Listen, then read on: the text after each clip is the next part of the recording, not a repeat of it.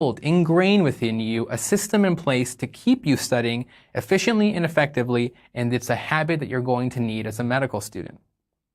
Now, sleep schedules, naps, and sleep hygiene, all critical and commonly talked about topics in medical school. Sleep is important, if not more important than eating healthy and exercising. If you lack sleep, you will start to diminish in every other category. You will study less effectively when you have not had enough sleep. You won't be able to exercise as well. You'll make poor decisions. You'll probably end up eating poorly. So, sleep is where everything starts. It's the core of being a great medical student and a great physician. It may seem ironic, but you can have complete control over your sleep. Now, many students that I've mentored over the years told me, Mo, I just don't have enough time for sleep. There's way too much to study. I need to be awake. I need to be on and reading. Well, the secret to solving this problem is actually pretty simple. It's not that complicated. You can only study so much every single day. When you are studying, you might as well be getting the most out of it. There's only so many hours in a day, only so many hours you can be focused at a desk. You might as well have the highest efficiency during that time. So, you'll be able to study faster and retain more when you sleep well. So when you're telling me, Mo, I have a ton to study, the first thing I'm going to tell you is you better be sleeping enough to make sure you're studying efficiently. So let's walk through the solution. Let me tell you a schedule. So you should be telling yourself when you're planning out your schedule for studying that you should get about 7 to 8 hours of sleep every single night. I don't care what you have to do to make this happen. Make it happen. You may have to stop studying. You may have to turn down social events. Let me reinforce this. Absolutely nothing is going to get in front of your way of getting enough sleep. It's that important. You don't sleep well, you don't study well. So get enough sleep. Once you've scheduled in 7 to 8 hours of sleep a night, then you can study everything else around it. So once the sleep is in your schedule, you can schedule your study time and everything else. What you can also do, though, is incorporate a 15 to 20-minute nap in the middle of your day to refresh yourself.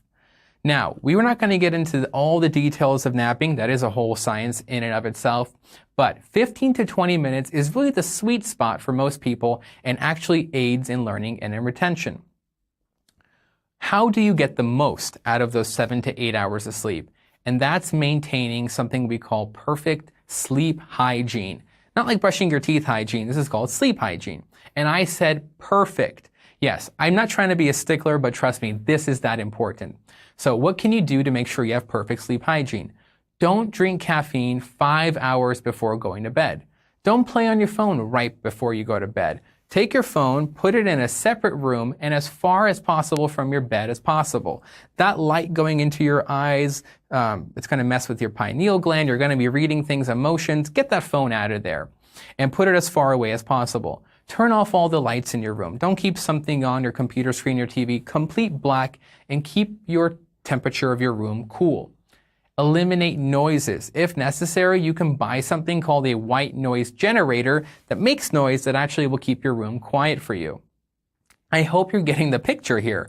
Having a perfect sleep hygiene is the core to making the most out of those 7 to 8 hours of sleep, and then from that will stem getting the most out of your study time and your day.